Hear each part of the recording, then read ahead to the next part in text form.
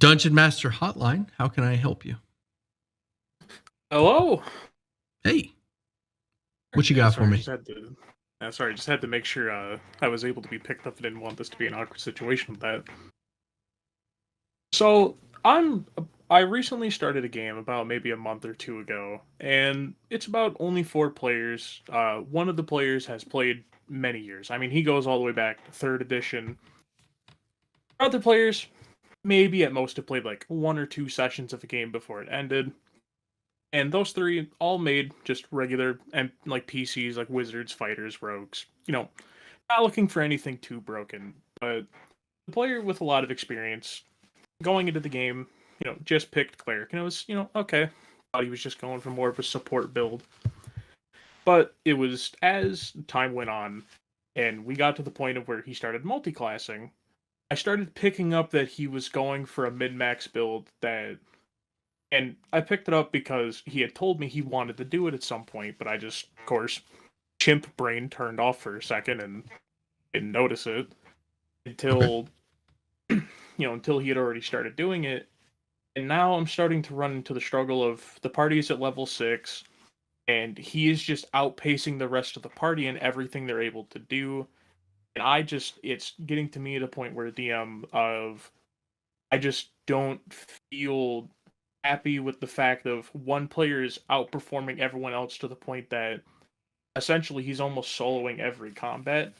And I don't want to target him specifically with monsters because then I don't want there to kind of be a rift between me and that player. Yeah, no, don't do that. So what I would do, my very first instinct when this starts happening is to just shower the newbies in magic items that will boost their power level up to the vet. This does two things. For one, it balances them out. It keeps them in an even line. And the other thing it does is it makes the party more powerful so I can introduce them to more interesting encounters. Of course, that's going to create the challenge of building encounters around that, but I don't really use the CR system anyway. I can usually gauge after 1 or 2 encounters how much damage the party can do. I can see how much hit points or how many hit points they have to gauge how much damage they can take, and it's really, it doesn't take long to kind of figure out what the party can take on and what they're capable of. So I would just shower them in magic items to boost their power level up to where they are on par with your veteran. Another thing that this does is sort of an indirect benefit is that the veteran will see that they're missing out on all these awesome magic items because the noobs are getting all of them. And if they ask, if they're like, "Oh, DM, I don't get anything," you can point to the countless examples you have of, well, you solo combats, and I mean, you clearly have examples. You can say like, you just did 30 damage to this; they can do 6. So I'm just trying to work on keep getting their power up to you. You'll get your magic items, but right now I want to fix the imbalance. That's the conversation you have. So like a lot of DMs will instinct. I'm glad you noticed this too.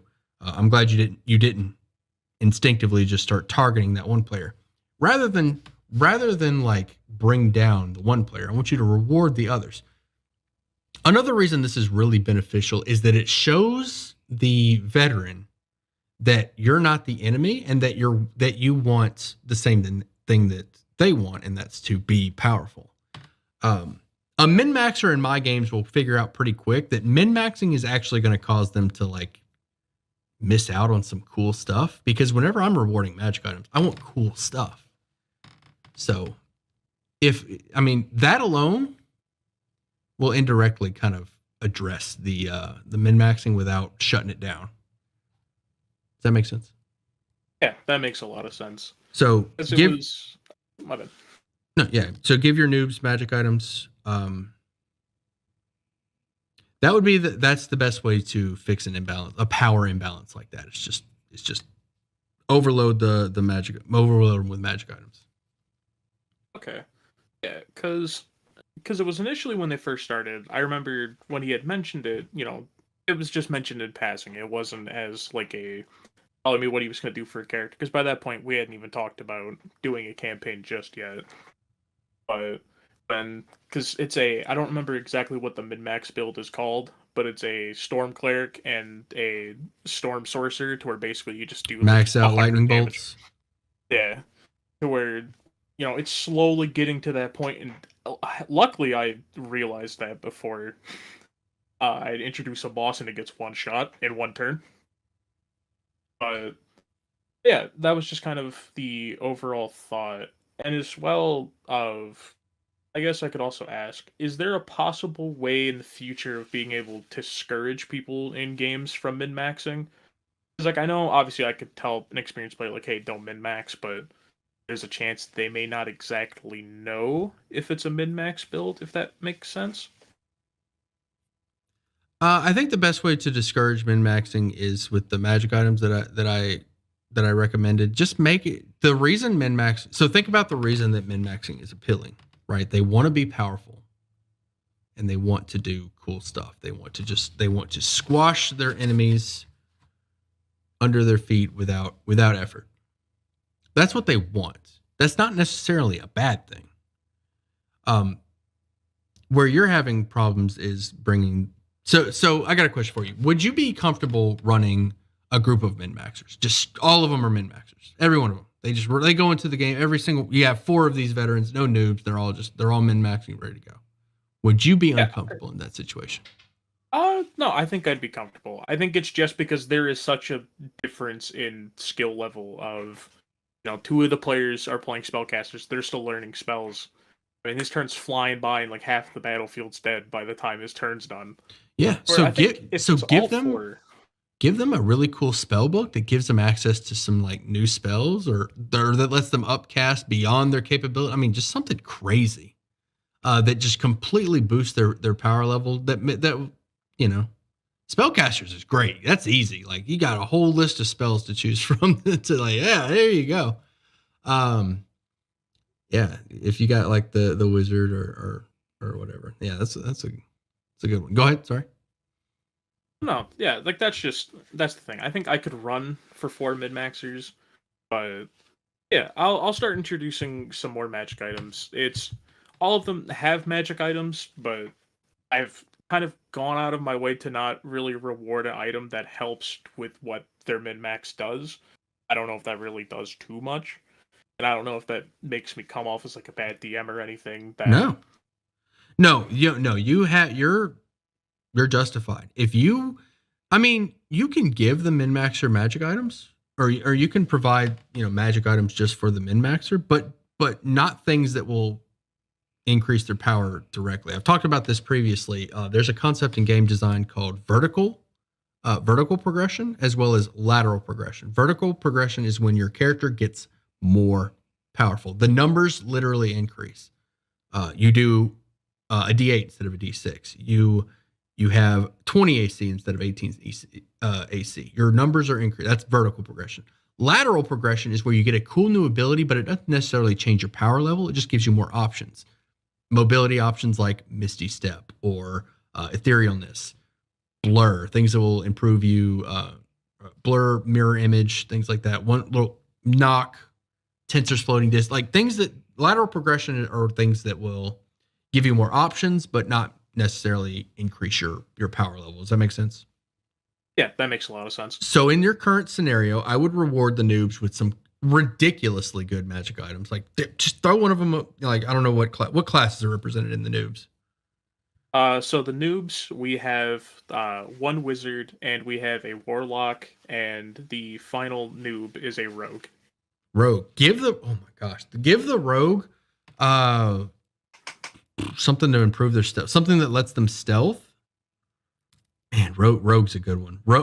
Misty Step. Give your rogue a magic item that lets them Misty Step. I know that's a lateral, but or something that lets the increase their sneak attack. I don't know how weak. You got to be careful with this one because you know the numbers better than I do. But if you let the rogue sneak attack twice, that is a huge spike in power. If that may be too much for you, you could just increase their sneak attack die. They find a bow that increases their sneak attack damage. That could be cool. Or something that once per day lets them get sneak attack on a target that doesn't meet the qualifications. You can turn a miss into a hit. I don't know. There's you understand the classes well enough. The wizard and the mages, the wizard and the warlock. That's easy. Give them spells. You can increase their spell damage. You can increase their like give them penetration, change their damage types. You can do saves, increase their save DC is a good one. You can go crazy with them. Yeah, just make them more powerful. Just go catch them up. Don't mess with the min-maxer. Don't start designing and don't start trying to undermine them with encounters. Don't make them weaker. Don't take anything. You don't even need to have an out-of-character conversation unless you really don't want to run that style of player. Just focus on getting the power of the noobs caught up. That's all I want you to do. Another thing that I want to talk about is the min-maxer is a player and does want to have fun at this table. So give them stuff. Don't be afraid to give them stuff to do. You said they're doing the Storm Cleric maximized lightning bolt trick. Give them intentionally put a hallway with a ton of enemies in it and just let them just burninate the entire hallway. Like put stuff in there just for them. Next time you have a boss fight, I want you to have a horde of some low level enemy just come storming into the room and just like in a straight line, like maybe the boss has a door behind him. It's like, you didn't expect this, snaps his finger and the door opens and just a horde of goblins comes pouring through the doorway. What is that veteran going to do? The vet's going to be like, yes, this is it. I'm going to light them all up and just completely light up this hallway. That's going to be so fun. You didn't change anything except give them a line. Like, fulfill their destiny is what I'm saying. Okay, yeah, I can certainly do things like that. I had a situation like that already, of where they got tasked by this town that they were in, that there was like a bugbear problem. Like basically there were roving groups of bugbears attacking towns. And the bugbears were camped out in the swamp, and it was basically, I'm not really caring too much about a lot of things. The bugbears just kind of were camped out in the swamp water. Yeah. Bugbears doing bugbear stuff. Yeah, just being big dumb bugs. And, I rewarded them by letting them basically one-shot the whole camp. But it was just, after that, like, I could tell he enjoyed that, and some of the players enjoyed it as well. I just feel like and this may just be a problem at my table of some players not feeling rewarded for doing certain things, but I mean, that's something I could figure out down the line. Yeah, so notice when I said the boss fight, I said that there's a door behind the boss where a bunch of enemies flood in. So the boss fight is for the newbies to fight. That hallway is for the veteran. The veteran is solving a problem, but not taking anything away from the newbies can fight the boss while this hallway gets lit up by a lightning bolt. And you could even like set it up to where like, there's enemies pouring in. Within 1 or 2 rounds, they're going to be completely lined up or something. Like kind of hint at the fact that they're going to be lined up and like give the veteran like this own little side objective would be a great way to do it. Like if they're clearly able to hold their own and they're willing to stand out, you can build encounters within encounters specifically for the veteran to shine, like the hallway of goblins or your bugbear camp, things like that. But you don't necessarily have to take away from the noobs in that scenario either. Okay. Yeah, I will certainly begin working on stuff like that. Thank you so much. Absolutely. I hope that helped. Yeah, that really has. You have a good one. I'm gonna move to the next Thanks, caller. you too.